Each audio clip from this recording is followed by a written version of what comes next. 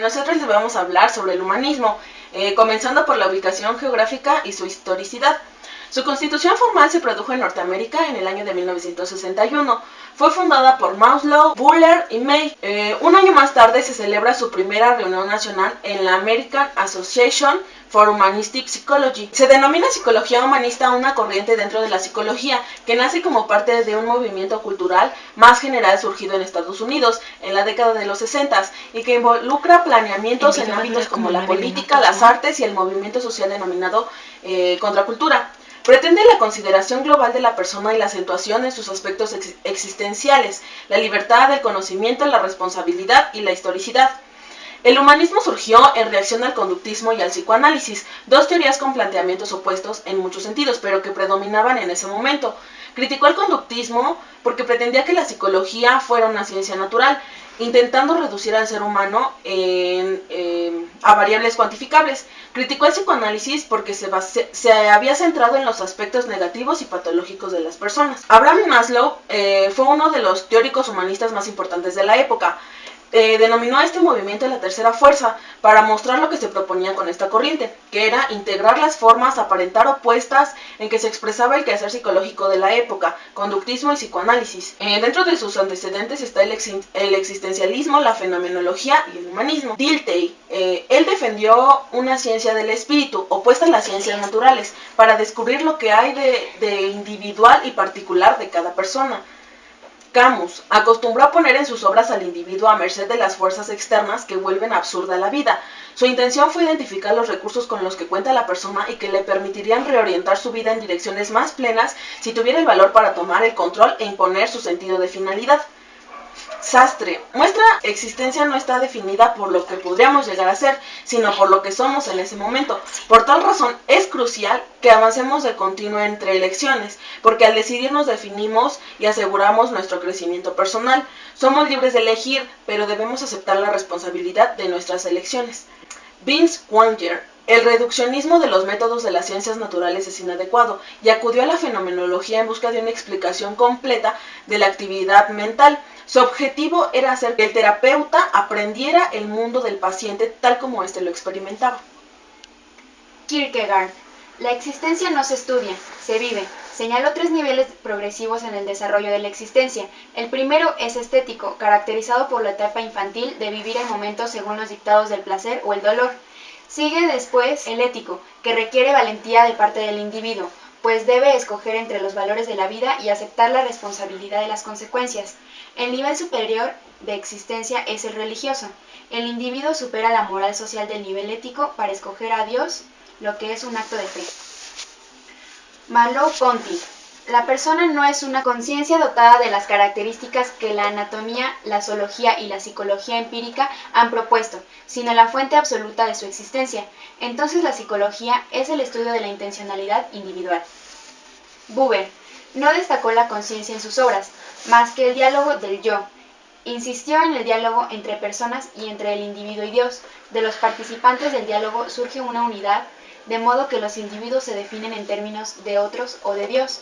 Añadió así una dimensión social de crecimiento personal que completó otras expresiones del desenvolvimiento del yo en el marco teórico del existencialismo. Husserl planteó la existencia de la conciencia no como un agente mental abstracto ni como un depósito de las experiencias, sino como una experiencia individual que un individuo tiene de un objeto. Heidegger, la esencia de la psicología es el estudio de los modos característicos del ser en el mundo, pues si la gente está enajenada de su propio ser, va por la vida alienada y enfragmentada psicológicamente hasta caer en la última instancia en una experiencia psicótica. Maslow, que es uno de los representantes, elaboró una noción de la personalidad muy influida por el existencialismo europeo. Se basó en un marco teórico motivacional que consiste en una jerarquía de necesidades desde los niveles biológicos primitivos a la experiencia verdaderamente humana. Denominaba autorrealización al proceso de crecimiento personal de toda la vida mediante la satisfacción progresiva de las necesidades.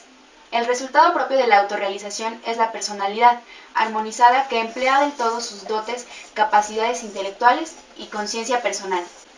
Otro de los representantes es Rogers, que plantea la existencia de una estructura interna, sí mismo, en la cual se representa el ambiente externo. Crea una terapia no directiva centrada en el cliente y no del paciente, ya que el cliente es quien sabe lo que necesita y quien fija los objetivos para dirigir la terapia, cumpliendo así un rol del sujeto activo. Propone que el terapeuta debe establecer una relación intensamente personal y subjetiva con su cliente, y actuar no como científico ni médico, sino como una persona que trata a otra. Establece algunas características indispensables que debe poseer la relación terapeuta-cliente: autenticidad, aceptación y respeto, comprensión, lealtad y empatía. El objeto de estudio es la percepción existencial y la autorrealización del ser humano.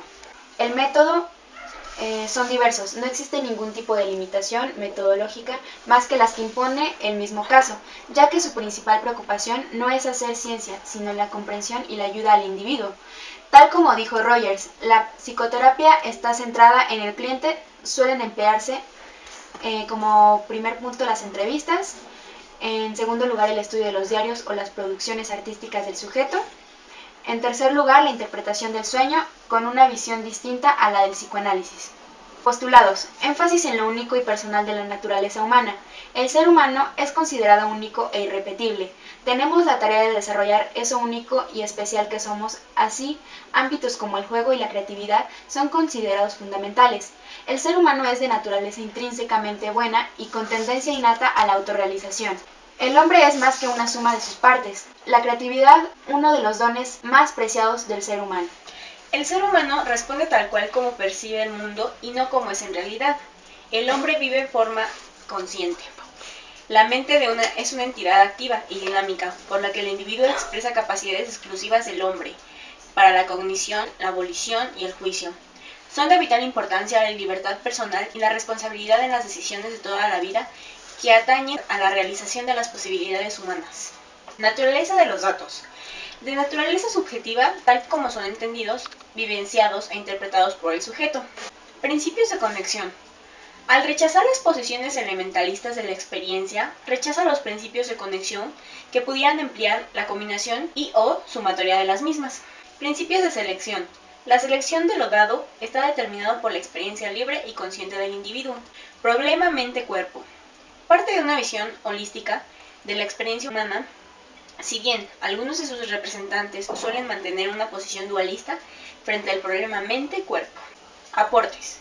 La psicología existencial fenomenológica ha ejercido una gran influencia de las aplicaciones clínicas, especialmente en la terapéutica. Desarrolló técnicas centradas en las posibilidades que pueden desarrollarse a futuro y no de los acontecimientos pasados, destacados el libre albedrío y la responsabilidad personal del individuo. La cultura occidental ha tenido a valor la racionalidad sobre lo emocional, la acción frente a la contemplación, etc. Esto produce un desequilibrio en nuestro organismo, relajándolos al control de otros. El cultivo de lo emocional, lo intuitivo, lo contemplativo, por parte de la psicología humanista, es un intento de restablecer este equilibrio. Críticas. Si la naturaleza humana es fundamentalmente positiva y se debe cuidar y desarrollar en un lugar de reprimir, ¿de dónde viene el mal? Parece ser la perspectiva humanista. Focaliza solo una parte de la naturaleza humana y por lo tanto no es una generalizable. Carácter bohemio de sus planteamientos teóricos sobre la vida humana. Excesiva subjetividad y carencia de fundamentos empíricos en sus planteamientos y métodos, lo que hace frecuente que se califique de filosofía más que de psicología. Y con esto concluimos nuestro tema del humanismo. De antemano les agradecemos su atención.